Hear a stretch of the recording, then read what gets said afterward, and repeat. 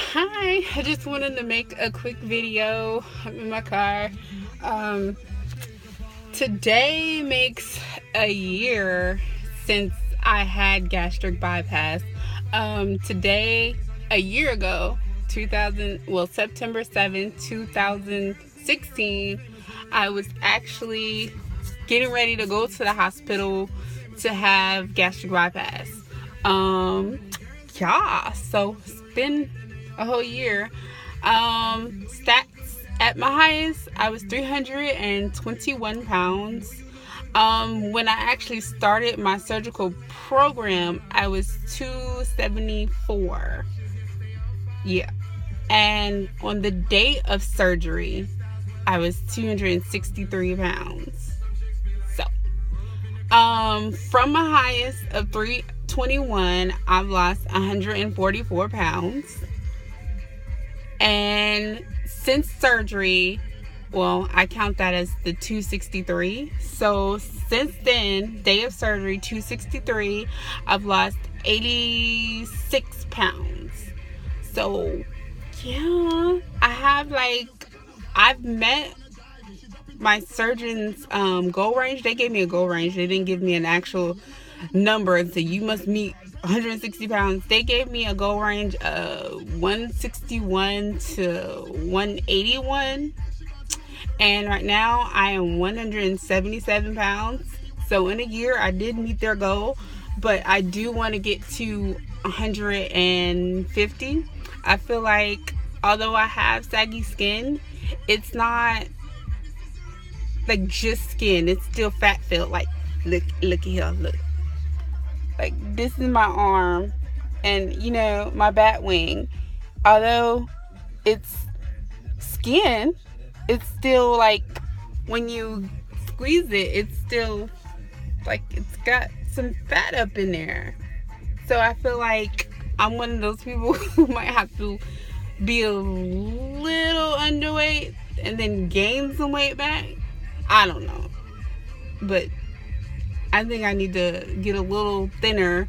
I haven't even considered plastic surgery as an option yet because I don't think that I'm personally at a goal that would give me the best results.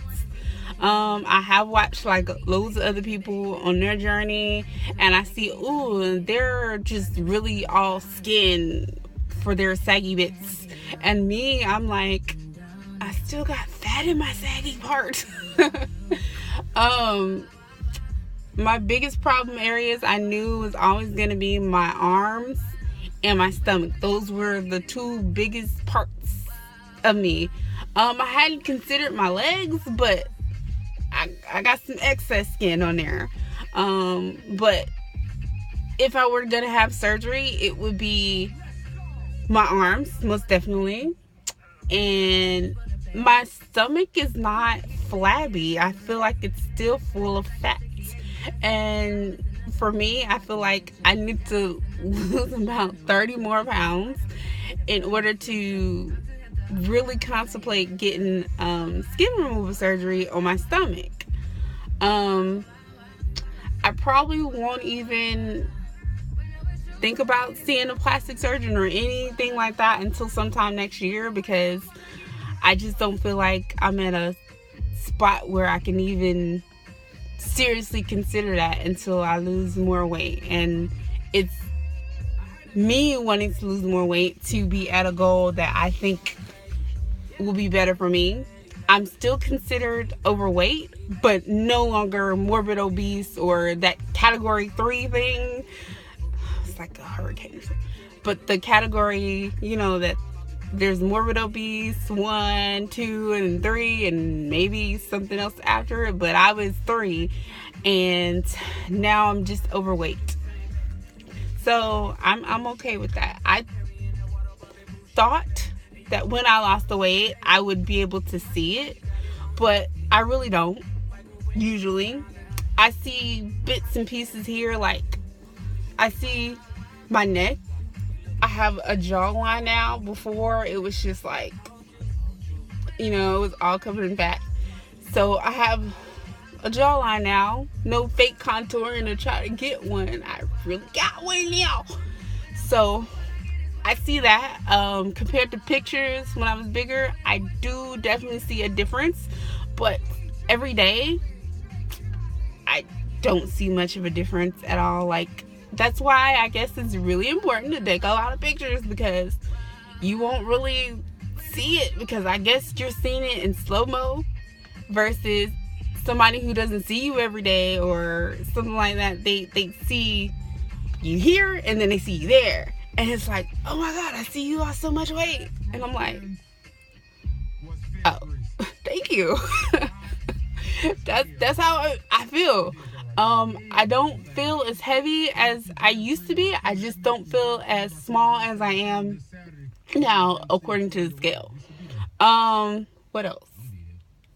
I look a mess. But yeah, that's pretty much it.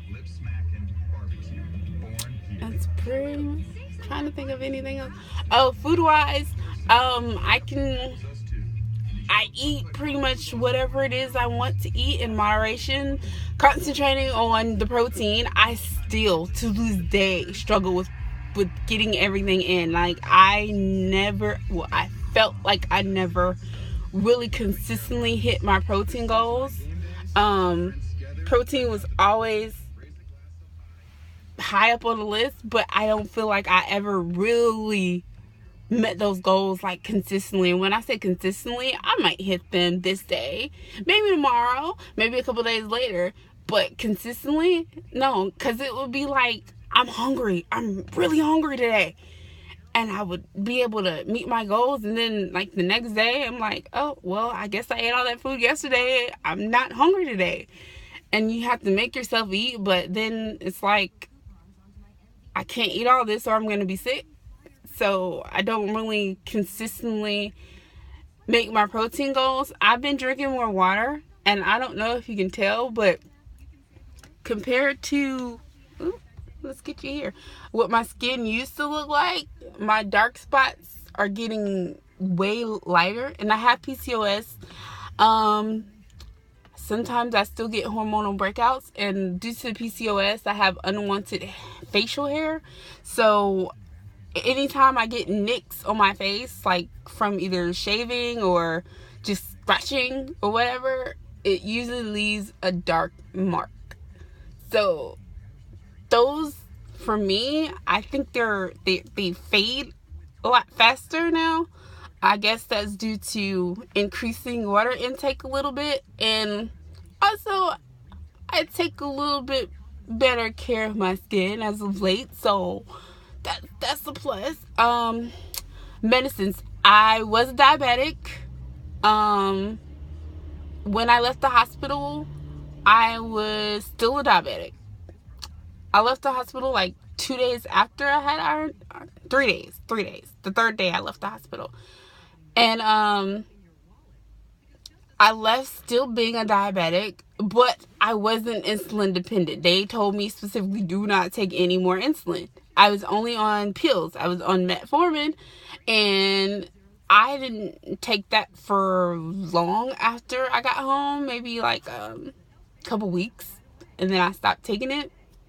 And they told me, watch your blood sugars, because you might not have to keep taking this medicine.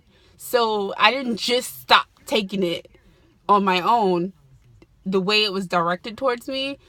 They said, watch your blood sugars. If you see it's consistently going low, or any changes, stop taking the medicine.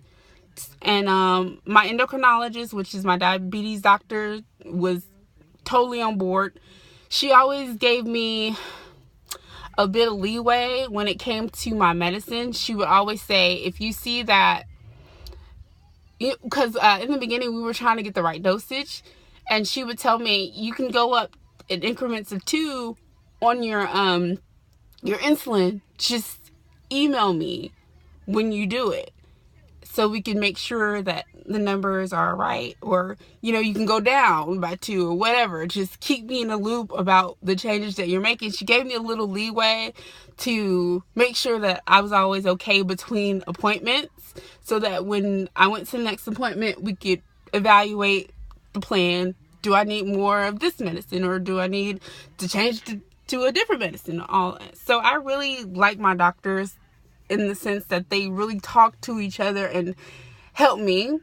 One thing I will say is that I thought I would not have sleep apnea anymore, and last week, Wednesday, I found out that not only do I still have sleep apnea, but it's gotten worse. It's still mild. I've always had mild sleep apnea. In the beginning, when I first found out that I had sleep apnea, it was a 7, which is really, really low. It is low, but they still wanted me to have a CPAP machine because I had other health problems, and I had what they consider a fast heartbeat. Even at rest, my heart usually beats over 100 beats per minute, second, yeah. And it can be a little, I guess, taxing on the body. So they end up having me doing the CPAP, and now it went to a 10. So I'm back on a CPAP. But I think that's pretty much it. If you have any questions, comments, then let me know. Please subscribe, follow me on Instagram, Twitter, all that jazz. My pupils are coming back. So I gotta go now.